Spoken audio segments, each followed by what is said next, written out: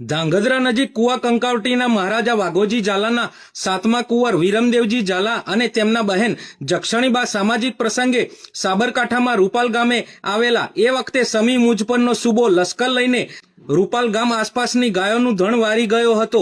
એ વખતે સ્થાનિક રાજપૂતો સાથે વીરમદેવજી અને તેમના બહેન ગૌમાતાની વહારે ચડ્યા હતા। એ વખતે અડપોદરાના ડુંગર પાસે ભયંકર ધીંગાણું જામ્યું હતું। કંઈક વિધર્મીઓની લાશો ઢાળી દીધી હતી। વીરમદેવજી ઘાયલ થયા હતા। દુશ્મને દગાથી તેમનું મસ્તક કાપ્યું હતું। એ વખતે ચમત્કાર થયો અને ધડ ધીંગાણે ચડ્યું હતું। છેક મુલસન સુધી તેઓ ખૂબ જ લડ્યા હતા। દુશ્મનોને છઠ્ઠીનું ધાવણ યાદ દેવડાવ્યું હતું। એ જગ્યાએ તેઓનું ધડ પડ્યું હતું। બાદમાં ગામ લોકોએ ત્યાં મંદિર બંધાવ્યું।